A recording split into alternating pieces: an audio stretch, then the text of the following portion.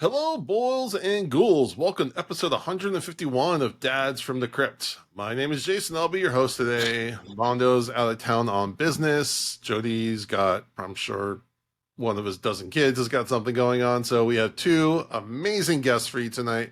First off, we have Allison from the Who's There podcast. Thank you for having me. Welcome on. Why don't you give us the quick elevator pitch for Who's There? I interview horror fans and creatives about why they like the horror genre because for far too many years I got the question, you like horror? Why? You seem so normal. So. All right. So you interview people, podcasters, influencers, filmmakers, writers, authors, And everyone. sometimes just regular fans too. Or sometimes just fans. Yeah, I love it. Yeah. It's a great cross section. And then we also have Casey from Bloody Good Horror. Welcome to the show. Hello. Hello. What's going on over at Bloody Good Horror now? We're getting excited. We're covering Longlegs next week, so we're all pretty fired up and ready to get out to the theater this weekend. So, yeah, and I listened to about half of your Maxine review today. Good stuff. Good stuff. Yeah. We just finished up Maxine, so it's been a good couple of weeks in the theaters. It's been a good year for the theater, actually, as far as horror goes. We've been there a lot. Yeah, I feel like the first 3 months we're all kind of like, oh, this is not looking like a good year. Then suddenly it's just been like one thing after another. Yeah, it's been huge. But since about the time we went to Horror Hound Weekend, it's just all of a sudden started hitting left and right. Right. So for today's episode, we're we're doing something a little bit different. It's summer. It's just after July 4th weekend, and we're all in the Bloody Good Horror Slack community. And Allison, you made a post saying who else is watching the amazing movie Independence Day. And I was like, oh man, I haven't watched that movie in years. And I used to love that movie. So, and of course, it's on the list of movies my wife has never seen, so I had to rectify that as quickly as possible. And I forgot how much of a blast it is. I'm like, you know what? I want to do a podcast about it. So, we're being a little loose. It's summertime, so we're going to be covering Independence Day, or as also known ID4, which I can never figure out exactly what that's supposed to. Obviously referencing July 4th, but you're supposed to say Independence Day 4. I don't know. It's sort of riffing off T2 is how I always thought of it. Yeah. I guess so. I never heard it referred to as ID4. I saw it like on IMDb and like on the DVD, but I never called it that. No one's ever said that out loud. Yeah. I remember them pushing that pretty hard when it first came out. Like it was on like posters. Yeah. Yeah. I think it was just the marketing people like, we don't have to spell out Independence Day every single time we talk about this movie. But we all have some interesting connections. So Allison, why don't you tell me what this movie means to you and how it's kind of been around your life in different ways? Yeah, I've always loved this movie. I saw it in theaters. I think I was 10 when it came out. My parents took me to see it because they thought that was a good idea. And I loved it. I already loved Jeff Goldblum because I loved him in Jurassic Park. And yeah, this movie, I had it on VHS growing up, and it was just a movie that I would just like put on like almost once a week. And I just loved watching it. And I watched it last week on the 4th of July. I usually watch it like once or twice a year. And like I was really surprised that the special effects, they just really hold up. They look good, even though I watched it on the DVD that I own and not the Blu-ray, which I forgot I owned. It still looked really good. So, and the president's speech is amazing. Jeff Goldblum is awesome. And yeah, I love it. So and I got reamed out in print once for saying this was my favorite movie when I went on a blind date for Time Out New York. Oh, so, no. Yeah. He didn't get a second date. I never heard about Time Out New York. So is this just like a running column of people who go on dates and then they like write in about it, or do they look for people who went on dates? Yeah. Where do they find these people? So I had a contact at the magazine and I asked them if I could do it. And then I think the person that I went out with was like a lifestyle publicist, so he probably pitched them like restaurants to cover. So that's how it happened. Is this a recurring column they had? I think it was back in the day. I don't even know if Time Out New York is like still in publication. But yeah. Did they set you up with this person? Yes. Oh, okay. I thought it was just was you totally had a date blind. and you submitted. Oh, okay, it's a blind No. date completely. Totally blind date, except I only knew his name. Okay. So. All right. If it's okay with you, I want to read just a little bit of it. Yeah, sure. Because I find this fascinating. So the guy's name is Constantine, which is pretty badass name. So we'll just go to chemistry. Constantine says she started grilling me with questions like I was being interviewed. Stuff that wasn't really cool for me, like politics. I don't think this should be brought up on the first date. Allison says, we didn't have much in common. I asked a lot of questions. He stopped me, saying he didn't want a one-way conversation, and he didn't fill the silence. No, what year was this, for context? 2014. Okay. I feel like after 2016 election, it's like, get the politics out of the way first. Like, yeah, the best policy. I still wanted to get it out of the way, even you gotta have that litmus test, right? Yeah. Definitely. Now here's, under awkward moment parts, Constantine says, she asked me my favorite movie, and I said, The Godfather. And she said hers was Independence Day. I couldn't believe it. I was like, am I being punked right now? Oh, Lord. Yep. Allison said he asked me midway through the date how I thought things were going, and I said, I think you're a very nice guy, but I don't think there's any chemistry. He looked a little shot down. Oh. I've always been very brutally honest, but I was trying to be nice. Yeah, that's good. I was trying to be nice. Did you ever follow up on him, see if he ever found his one? No, I have no idea. I'm assuming he's still alive. But yeah, no, he asked me if I wanted to go to another bar after this restaurant, or if I wanted to give him my number, and I was like, I don't think that's necessary. But it was nice meeting you. Yeah, you shot down The Godfather, bro. Yeah. Did you have a big kick during the Barbie movie when that scene came up? No. You're like, oh, Constantine. All right, we'll take the spotlight off of you for a minute, Casey. Right. Yes. Start us off with how you experienced this movie, what's meant for you. So I saw this opening weekend too, back in '96, and I feel old now after hearing Allison's side of the story. But '96 was the year before I got married. I just graduated college, went with one of my college buddies and my fiance at the time. The only funny story I have about that, it was a perfectly great experience. We are all fired up and ready for this, especially my buddy from college. He's my sci-fi geek buddy. But we got there. He drove us up to South Bend, Indiana, where we saw it about 30 miles away in his minivan. We didn't think anything of it. I think there was a fourth person with us. We all got out, went to buy tickets, when my fiance realized that she forgot to shut the door in his van. So we all went running back across the side door, and we all went running back there to shut it, because after she said that, that's when we found out he had been hunting the night before and his rifles were still in the back of the van. Oh, We're no. like, oh, shit. But otherwise, yeah, we saw that there opening weekend, was pretty fired up. Now, I've been on Bloody Good Horror for years. Love horror movies. Mm-hmm. I tend to like sci-fi even more than horror for myself. I love sci-fi books and stuff like that. So this movie was right up my alley. When it first came out in the advertisements, I always remember that shot of, I don't remember the name of the high-rise, and I can't remember right now if it was in LA or New York. I think it was the Empire State Building, when the mothership hovered over and then hit it with that first beam. That was like my, oh shit moment. It's like, this is freaking awesome. Yeah. That's when I got like overly excited. But also, at the time, it was '96. Will Smith was awesome at that point. I was a huge fan, having watched all the Fresh Prince and everything. And, this is when he was really starting to come out with some movies. We'll ignore Wild Wild West.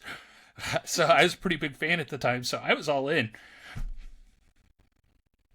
Yeah, I was looking up the chronology of his movies. So obviously he had Fresh Prince. Bad Boys had come out the summer before in '95, and then Men in Black came out in '97. So just like 3 straight years of just huge blockbuster movies for him. Right, and I love both of those movies, Bad Boys, the first one, and Hmm. Men in Black. They were just, and Men in Black I loved, Yeah. and I thought it was a great pairing with this one for him. So I had big hot sci-fi hopes for Will Smith at that point in the 90s. That was a good bet. Yeah. Yeah. So for me, this movie came out when I think I was in middle school. And I was very hyped. It was probably one of the first big movies that like I was aware of the marketing and whatnot for. Like I remember Jurassic Park, there was a buzz, and Terminator 2, there was a buzz, but like I wasn't old enough or whatever. Wasn't watching like, sporting events and the places where you'd see those really big ads. So I really was excited, except I went to summer camp. So I didn't get to see it until like 3-4 weeks after it came out. And I wasn't mad my friends got to see it. I was definitely jealous, but then they all went with me to go see it again. For my first time. I was like, well, as soon as I got back from summer camp, I told my parents, I need to go see this movie. And it was awesome. It's a movie that's like is on all the time on like TNT or TBS, whichever one it was, or Spike. It was also, Casey, do you remember this? I think it was like Incredible Universe was like a chain of stores. I don't know if they have them out there, where like they had these soundproof demo rooms you could go into. They sold like TVs and audio systems and stuff. And this was like one of the main demos, like videos they would always show to test out sound systems, especially like the first big dogfight when they're going through the canyon. Oh, yeah.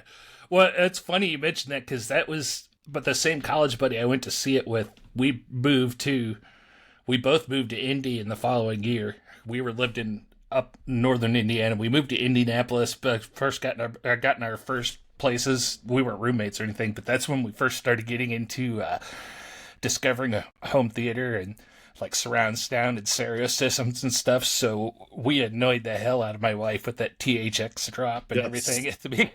And having this movie cranked up so loud that it was shaking the walls. Yeah. And it's funny, Allison, you said you saw it when you were 10, because my kids just turned 10, and I was like really debating showing them this movie, like trying to decide. Because they watched like Avengers, which is again a lot of big destruction stuff. Yeah. But this movie, so just to get into it, I think one of the things that makes this movie works really well is it sets up stakes over and over and over again. The very first scene, before we even are introduced to anyone, we get that great shot of the lunar module on the moon, and we see the big shadow. So I almost feel like this movie's almost closer to Jaws, and like, because even like the main motherships have like fins on them, so it's almost like a shark is literally stalking Earth. Yeah. This is a very foreboding menace all the time. And there's a lot, it really focuses on not only the global implications, but a lot of the personal implications. Like we see a lot of people being thrown places or standing in front of the huge fireballs. And like literally almost every character loses someone, or at least like they thought they lose someone at different points. Well, we had that great side arc with Mary McConnell and Vivica Fox as they met up in the other city and watching them go through that, and Mary McConnell injured. That was a storyline that was separated from all your main characters and and the spectacle, and it was still grabbing you. It sucked you in because you felt bad for her and you wanted her to get back to Bill Pullman and Will Smith, right? You wanted them to be back together. Yeah. So for all of the big spectacle this movie is giving you, it does a really good job anchoring with the human characters. And it's just like almost a hair below too many characters, but somehow is able to wrap up. Like the whole thing with the fighter pilot or the crop duster guy, they probably could have gotten rid of that one. It doesn't really do much except for the very, very end, but you could have easily given that to someone else. Oh, you gotta have Russell Case at the end. Yeah, who else would you have sacrificed?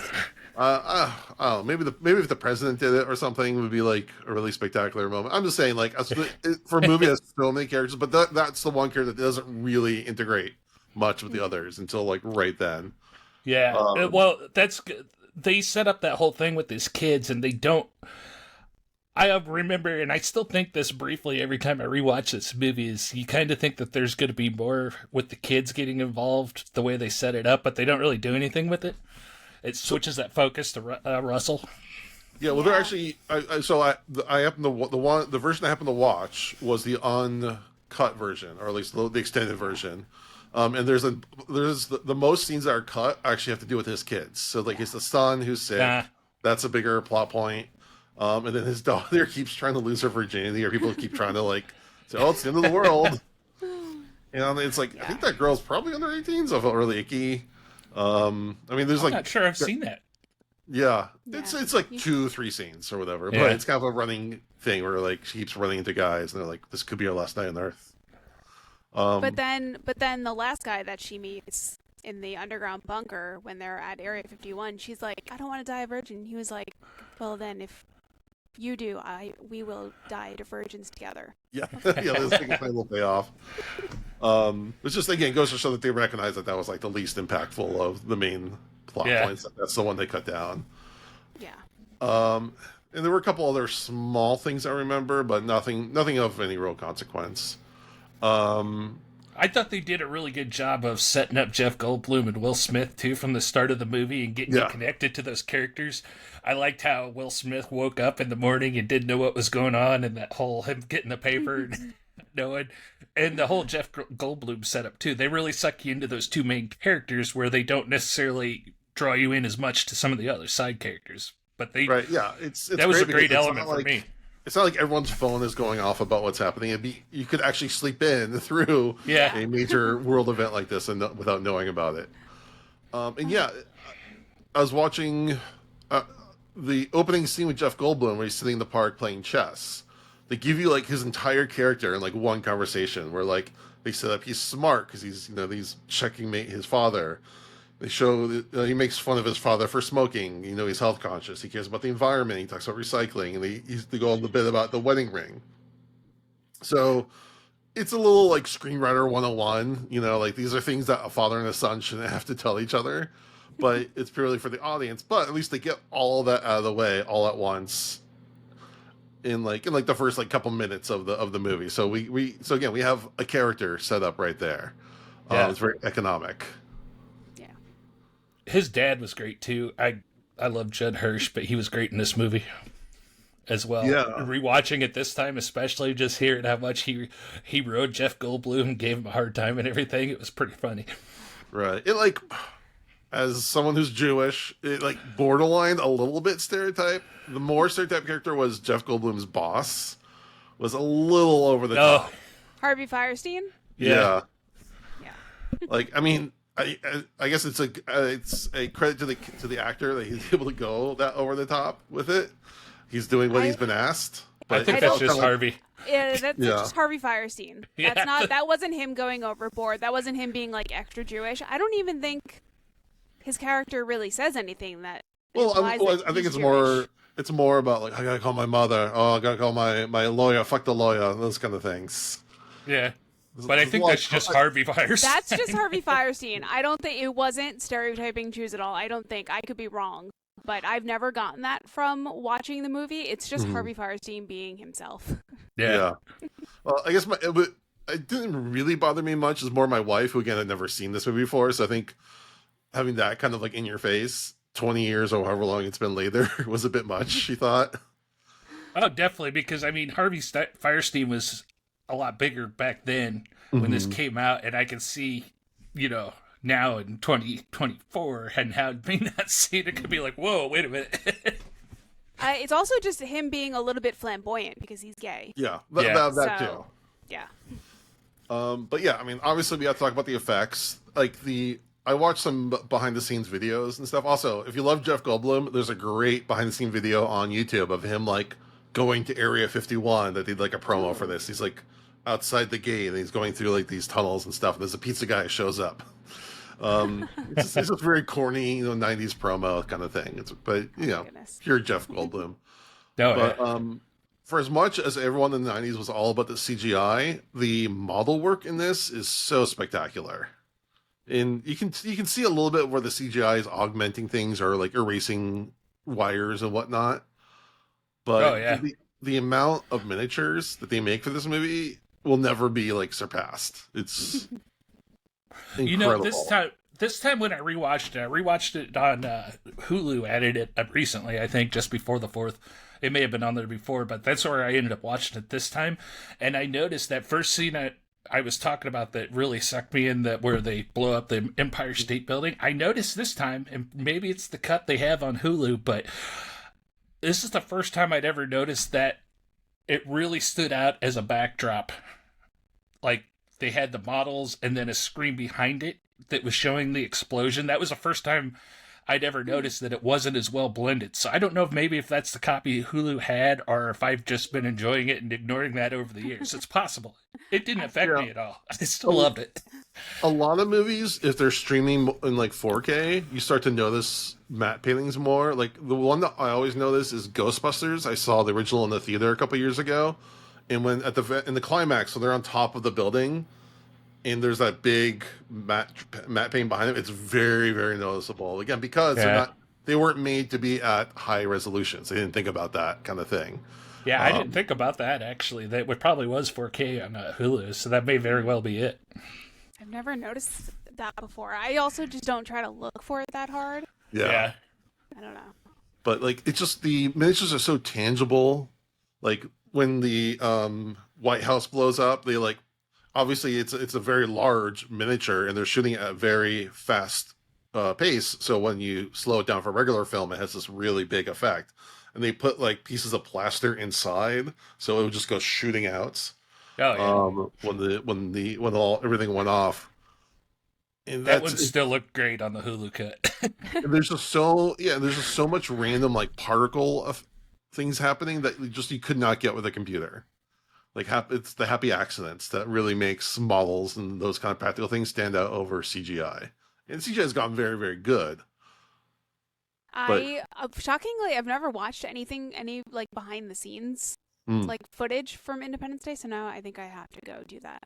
So all the plane stuff, like when they're going through the canyon, it's all model planes just kind of being like slowly gone through, and like these in the model of the canyon.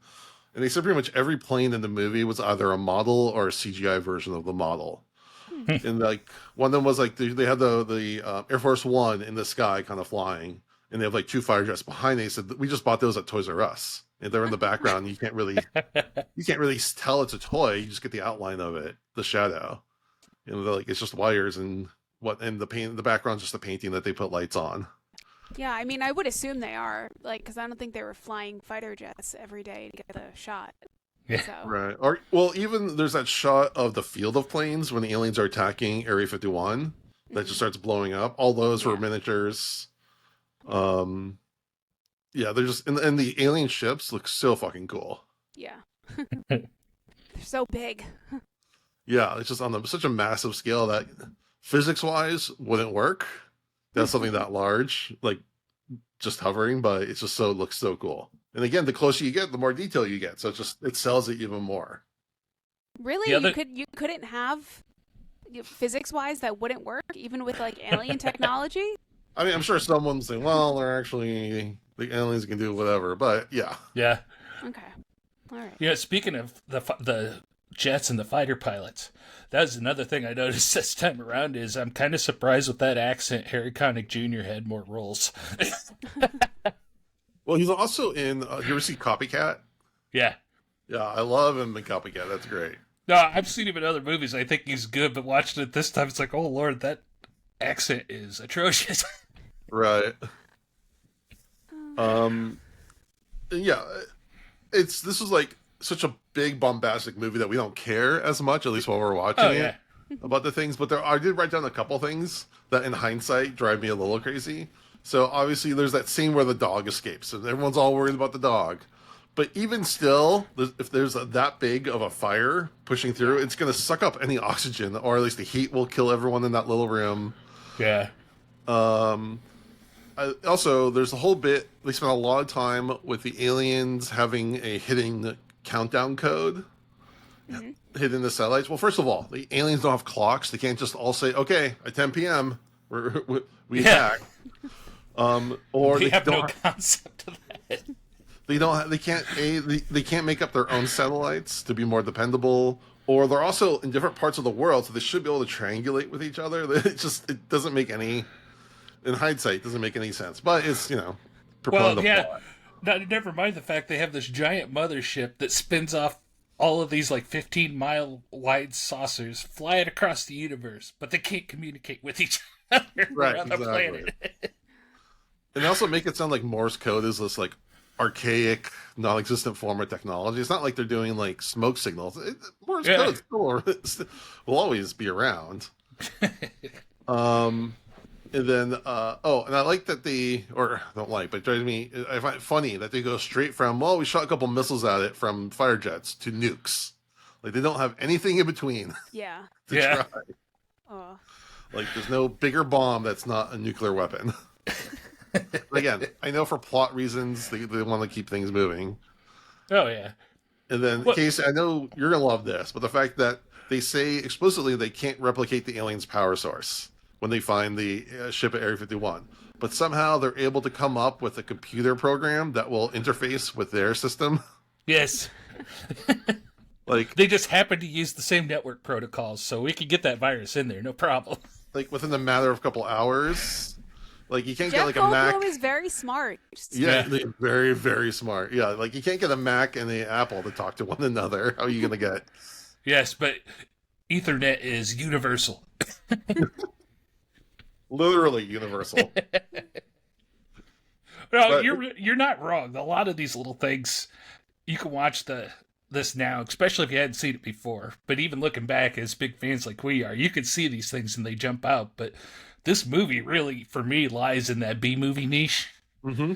and it appeals to my B movie, my love of B movies. Yep, So totally. it's just great, and it fits in perfectly. This is an A movie. I will forget you said that. Well, that's the thing. It's a B movie premise put on an Yeah. A level scale. It's kind of like you could say the same about like Alien, where it's really a B movie premise, but they're treating it as A-list, A level, whatever you want to call it, material. And obviously, I'm pointing those things out more in jest. It's like it's funny to look at in hindsight. No one cares when they're watching the movie. It's such a ride. Yeah. And to be fair, just to be clear, for me, a B movie is an A movie. Well, yeah. And That's just more to- of a genre than Yeah. a quality rating. And let's remember back to 1996.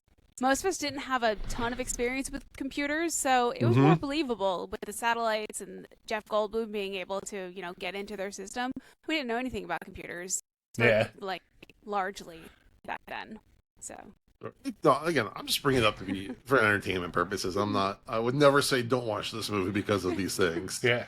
Well, and I work in cybersecurity, so I'm pretty nerdy Yeah. as far as the computer stuffs, but let's ignore the fact that Jeff Goldblum can write a virus for an alien operating system. Yes, exactly. all cable repairmen can.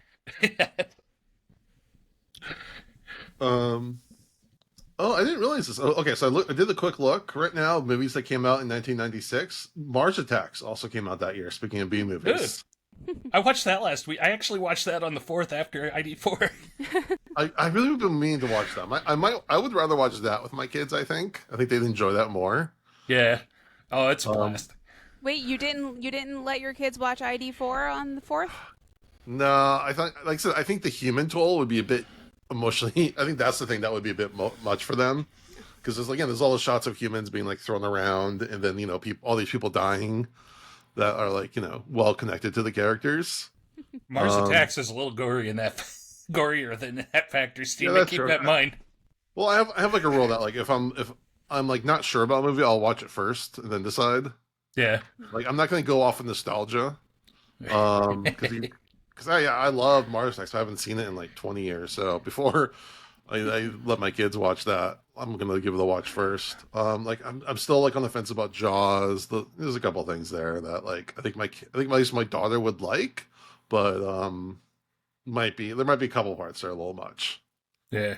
Well, I'm a little skewed on that stuff because my own daughter, who's 24 now, we caught her watching Friday the 13th, Part 6 on Monsters HD back in the day when Colleen was doing laundry.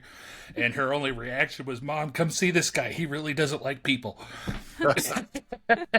I mean, I will say that that's my favorite Friday the 13th movie, so at least she chose well. Yeah. I Again, haven't also, seen it before.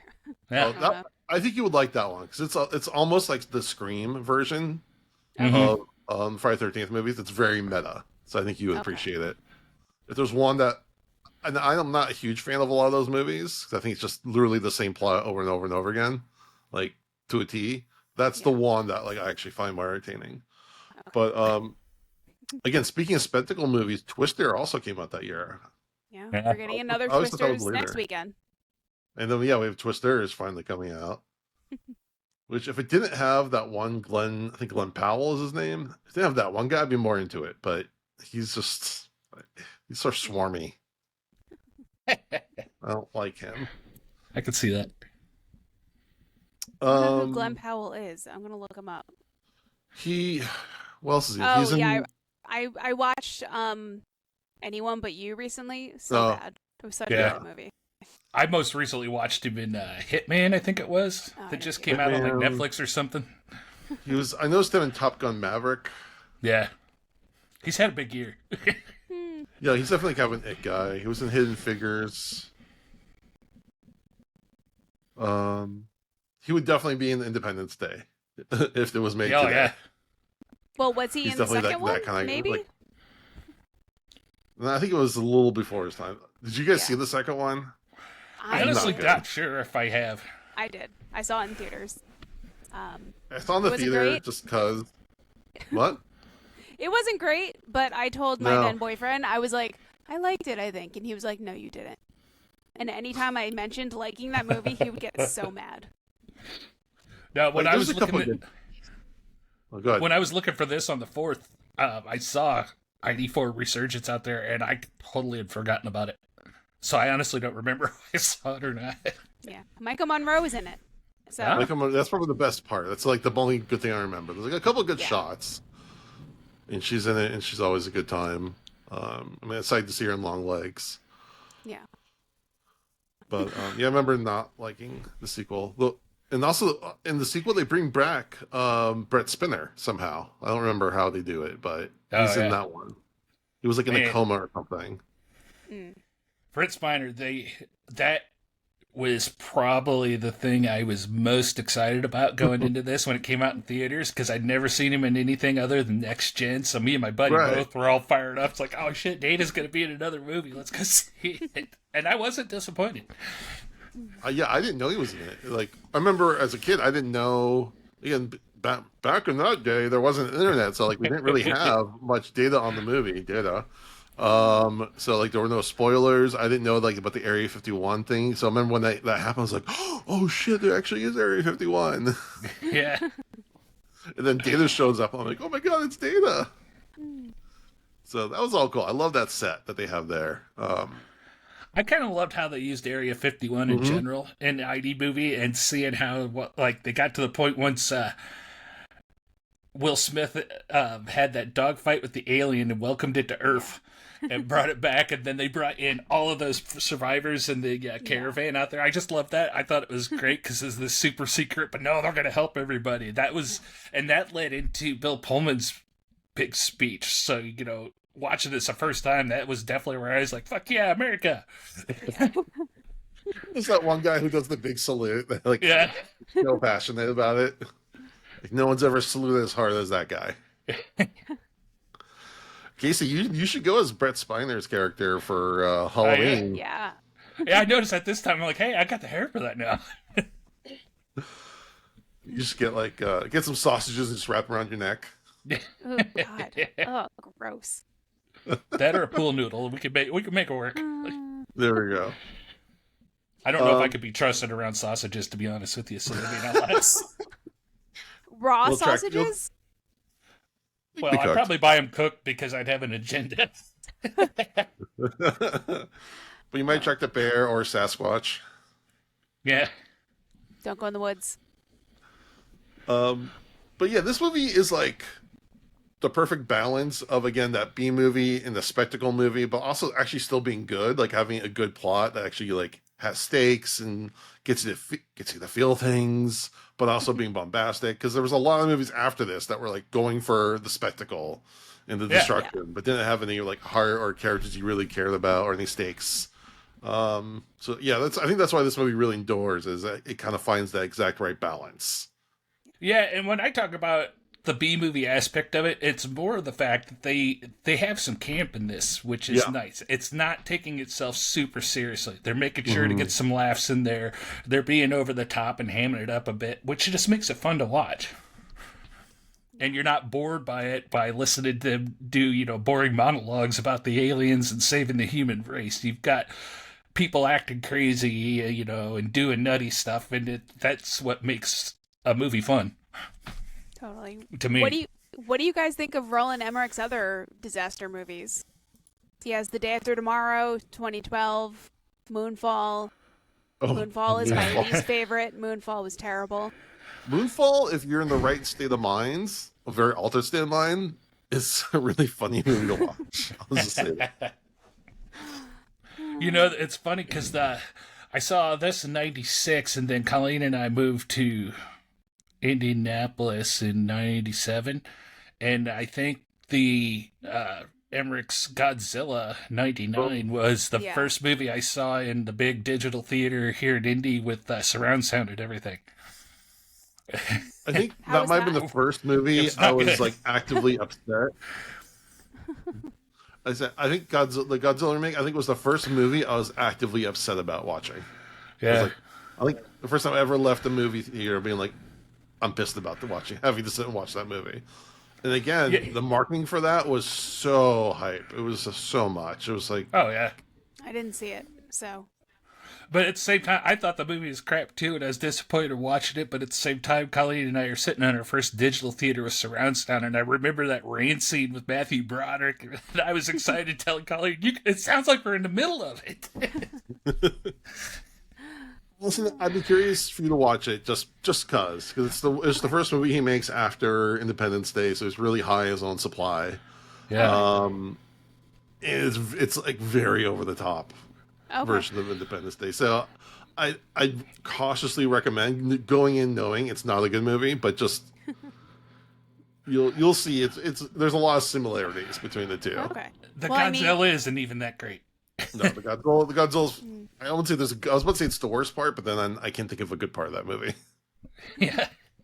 Well, that's how I went in with very low/no expectations to Madam Web, and then I just had such good time seeing Madam Web because it was so bad. So maybe I will love this one now. I'm curious to watch Madam Web again in an interesting state of mind. Could be. I was totally sober, but I just kept predicting plot points, and then they would happen. It was the best. I gave it 5 stars on Letterboxd. Ooh. Oh, you're the one. I'm looking at Emmerich's IMDb, and I didn't know he's got a Stargate coming. There's another Stargate? Yeah. I don't know if it's a show or a movie or what. Oh, my God. Okay. So Stargate as a director in development. That's interesting. Yeah. But apparently he wrote on like a couple of the Stargate shows, too. Okay. Well, actually, he wrote the original movie.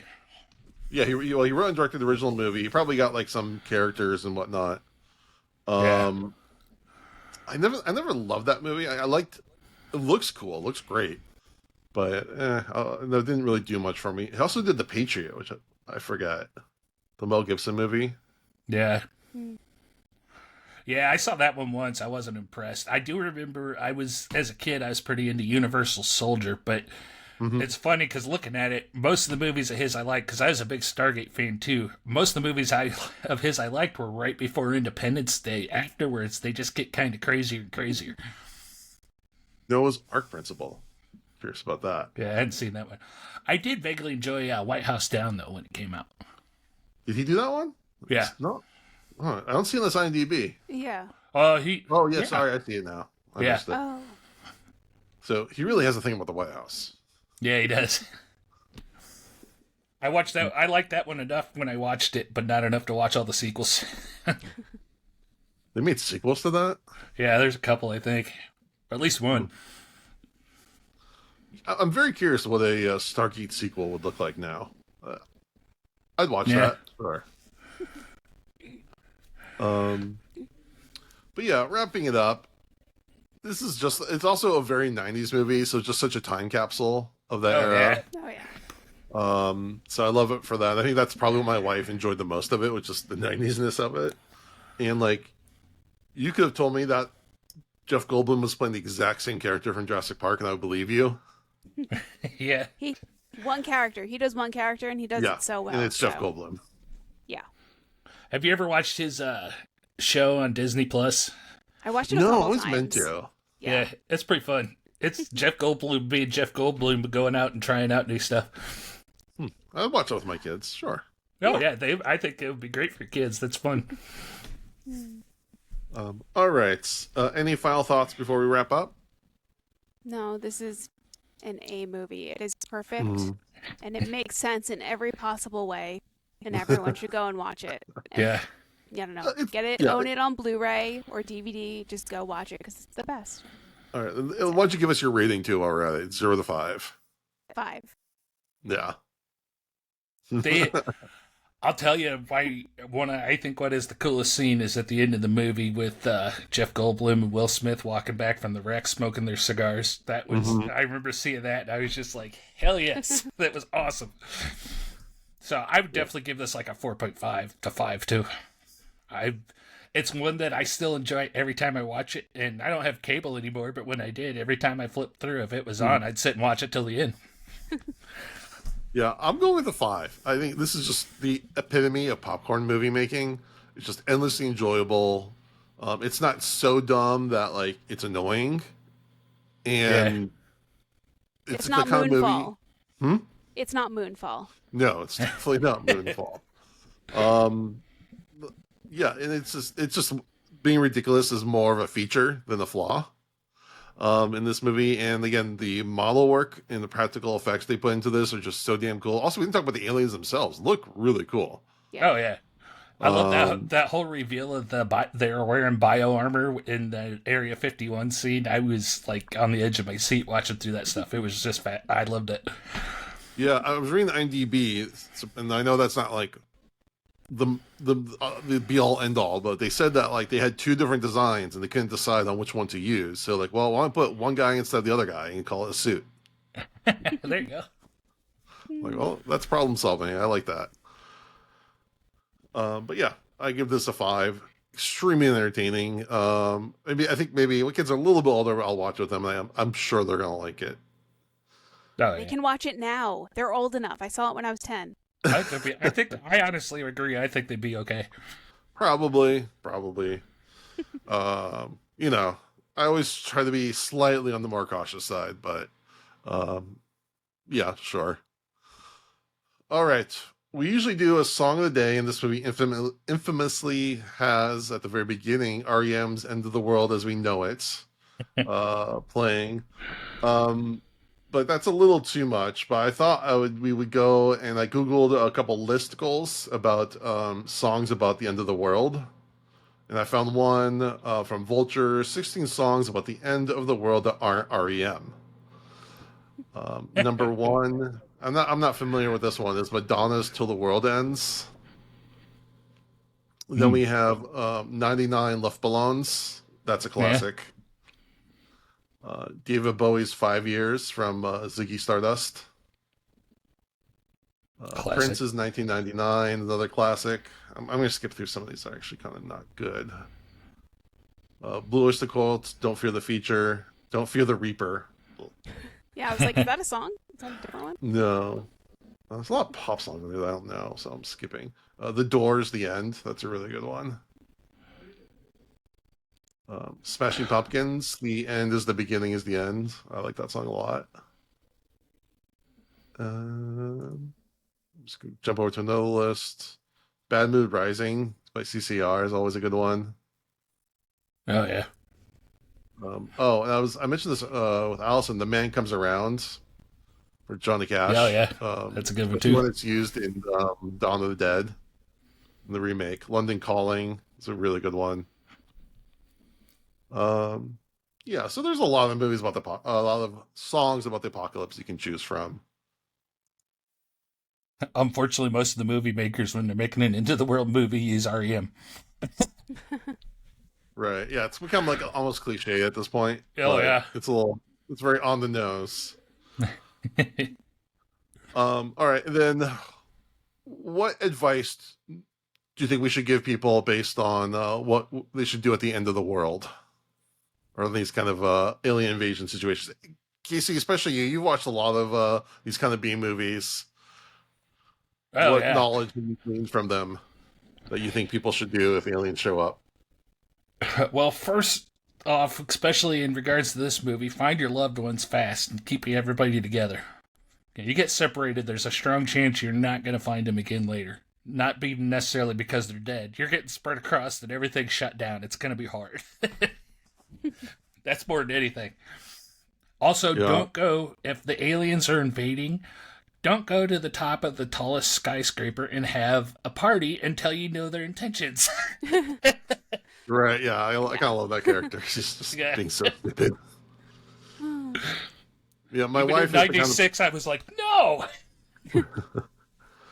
Yeah, I actually my wife is a big prepper type of person, so we actually have like this like very large, heavy duffel bag in like a very like open place on our back porch.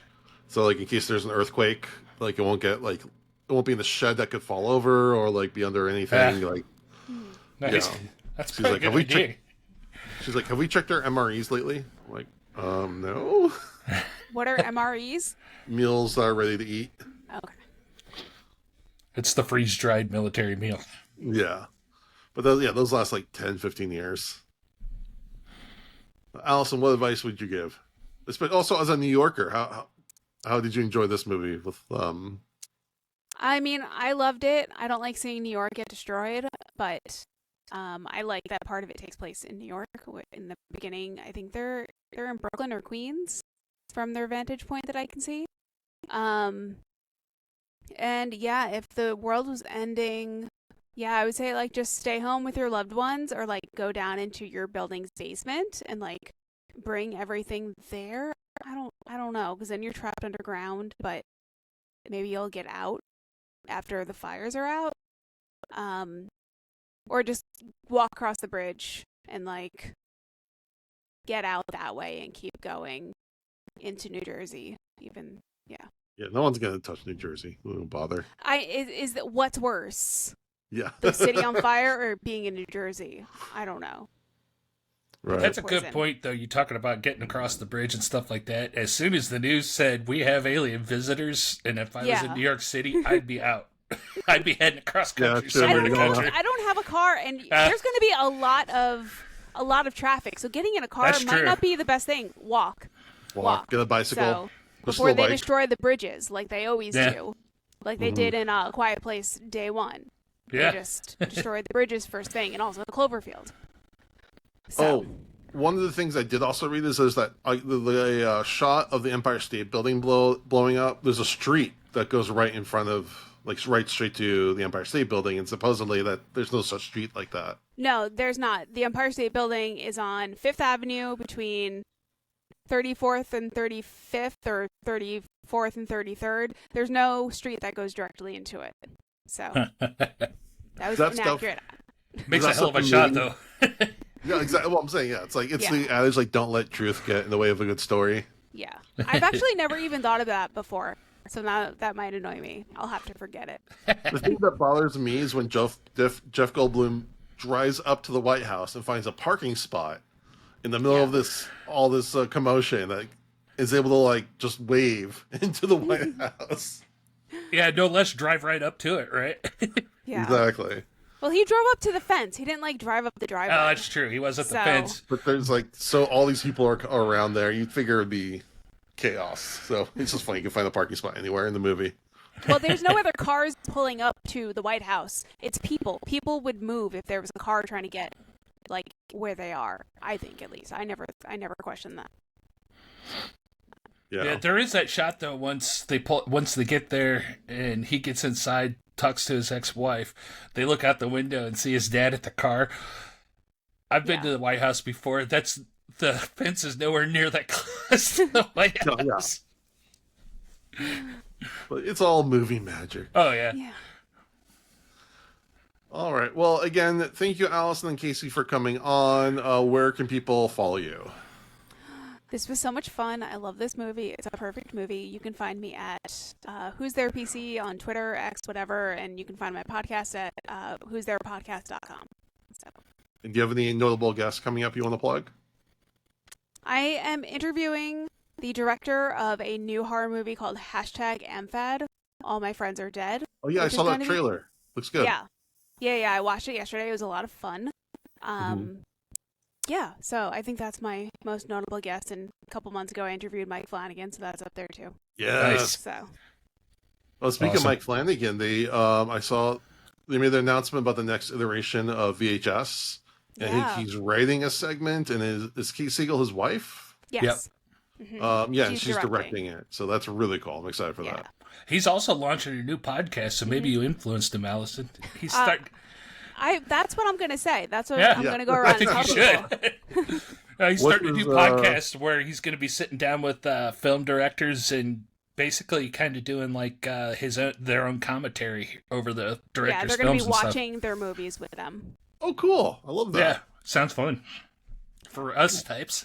Yeah, exactly. For the fun people like us. Yeah. All right, Casey, where can people follow you and what else you got going on? All right, I'm on Threads and Instagram, cinema.fromage. You can find me there all the time. I post a whole lot of art. I do a lot of drawing. Keeps my head happy, so I post those all out there, and usually ranting about politics or something, so feel free to join me there, and then you can always find us at bloodygoodhorror.com. So, next week we're going to do another staff pick. I have a couple ideas, and all of them I'm sure everyone will love, and you'll all want to tune in for, so please do. I appreciate everyone for listening. I'd really appreciate it if you would give us a rating or review on iTunes, a rating on Spotify, like and subscribe us on YouTube. And you can always check us out on TikTok at Dads from the Crypt Talk. And with that, we thank you for listening to Dads from the Crypt.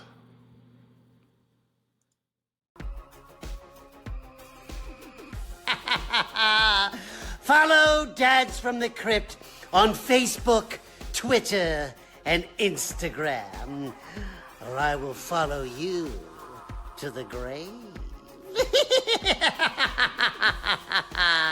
No, seriously, you really should watch. But be careful what you ask for. You may get it.